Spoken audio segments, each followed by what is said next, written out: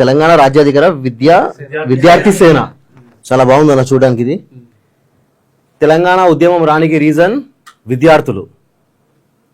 తెలంగాణ ఉద్యమం రానికి రీజన్ మన విద్యార్థులు, మనమే కలిసి మొత్తం తెలంగాణ తెచ్చింది.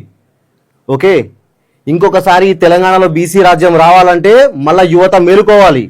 మన ఊర్లలో ఉన్న ప్రతి కాలేజ్ 10th స్టూడెంట్స్ దగ్గర నుంచి స్టార్ట్ చేస్తే 10th, ఇంటర్, డిగ్రీ అక్కడి నుంచి స్టార్ట్ చేస్తే మొత్తం ఉస్మానియా యూనివర్సిటీ, JNTU ఇవన్నీ మొత్తం కదలాలి. మొత్తం బీసీ రాజ్యం మళ్ళీ రావాలంటే తెలంగాణ తెచ్చింది మనమే, తెలంగాణ సాధించింది మనమే. మనం లేకపోతే ఎక్కడ కేసీఆర్, మనం లేకపోతే ఎక్కడ ఇవన్నీ సంఘాలు, ఇవి మనమే కదా.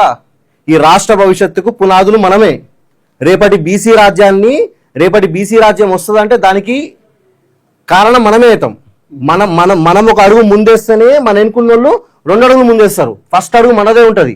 మనం ఎప్పుడు మన ఊర్లలో కానివ్వండి, మనం ఉన్న ప్రాంతంలో, మనం ఉన్న ఊర్లో, మనం చదువుతున్న కాలేజీలలో మనకు చాలా ఒత్తిళ్ళు వస్తాయి, చాలా బెదిరింపులు వస్తాయి. ఎక్కడ లొంగొద్దు ఎవరు.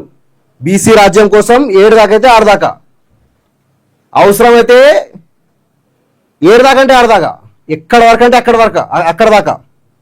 ఓకే, మీరందరు స్టూడెంట్స్ అన్న, ఈవెన్ నేను కూడా స్టూడెంట్, నేను కూడా డబుల్ PhD చేసిన. మనం అందరం స్టూడెంట్స్.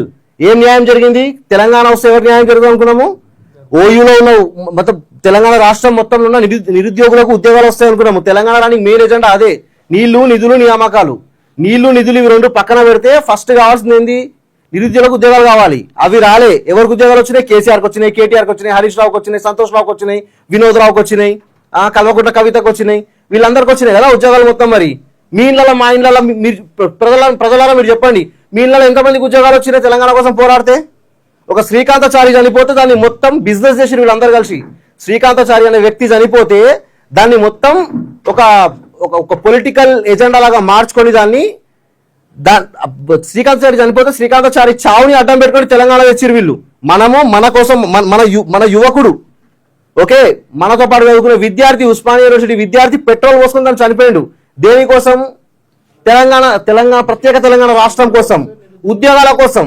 ఆయన నీళ్ల కోసం, నిధుల కోసం కాదని పెట్రోల్ పోసుకున్నది. ఆయన ఒక నిరుద్యోగి. ఉద్యోగం కోసం ఇక మా బతుకులు మారాయని చెప్పి ఆయన ఏం చేసిండు? పెట్రోల్ పోసుకుని చచ్చిపోయాడు. సేమ్ అట్లనే మన క్యూ న్యూస్ ఆఫీస్ ముందు సాయి ఈశ్వరాచార్య అనే ఒక వ్యక్తి, నా వయసు మీ వయసు ఉన్న ఒక వ్యక్తి, 30 ఏళ్ళ 29-30 years, ఆ అబ్బాయి పెట్రోల్ పోసుకుని చచ్చిపోయాడు. ఎంతమంది ఓసీ మీడియాలు దాన్ని చూపెట్టాయి? మన గురించి తెలుసా? నాకు తెలిసి ఇక్కడ వచ్చిన వాళ్ళ సగం మంది తెలియదు సాయి ఈశ్వరాచార్య ఒక వ్యక్తి చనిపోయాడు అని చెప్పి. మన ఊర్లలో ఎక్కడ తెలియదు సాయి ఈశ్వరాచారి అని చెప్పి ఒక వ్యక్తి చనిపోయిందని చెప్పి. సాయి ఈశ్వరాచారి ఎందుకు చచ్చిపోయిండో మీరు అందరు వెళ్ళి ప్రతి కాలేజ్లో, ప్రతి ఇంటర్ కాలేజ్లో, ప్రతి డిగ్రీ కాలేజ్లో, ఓయూ యూనివర్సిటీ గడ్డబర నిలబడి సాయి ఈశ్వరాచారి అనే వ్యక్తి బీసీ రాజ్యం కోసం చచ్చిపోయిండని చెప్పి ఆయన ప్రాణాన్ని బలిచ్చిండు పెట్రోల్ పోసుకుని చెప్పి మన అందరం వెళ్ళి ప్రజలకు చెప్పాలి. ఈ మీడియా చెప్పదు. ఈ ఈనాడు, సాక్షి, టీ న్యూస్, ఇవి ఓసీ మీడియాస్ ఏవైతున్నాయో వాళ్ళు మన గురించి ఎప్పుడు చెప్పారు. వాళ్ళు ఈ రాజ్యం రావడం, వాళ్ళకి బీసీ రాజ్యం రావడం వాళ్ళకి ఇష్టం లేదు వాళ్ళకు. ఓకేనా?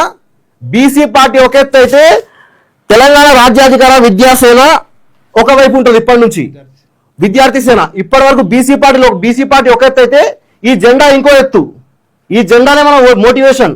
ఈ రోజు నుంచి, ఈ సెకండ్ నుంచి ఈ జెండానే మన మోటివేషన్. ప్రజలారా, యువత మేలుకో, ఈ జెండానే మన మోటివేషన్. ప్రతి బైక్ పైన ఈ లోగో తీసుకొని మీరు స్టిక్కర్ పెట్టుకోండి. మీ ప్రతి కార్ పైన ఈ లోగో తీసుకొని స్టిక్కర్ పెట్టుకోండి. మీరు మీ పుస్తకాల పైన ఈ లోగో తీసుకొని మీరు స్టిక్కర్ పెట్టుకోండి. ఎవరైనా అంటే నేను TRVS స్టూడెంట్ అని చెప్పండి, TRVS సంఘం పర్సన్ అని చెప్పండి నేను. ఓకేనా?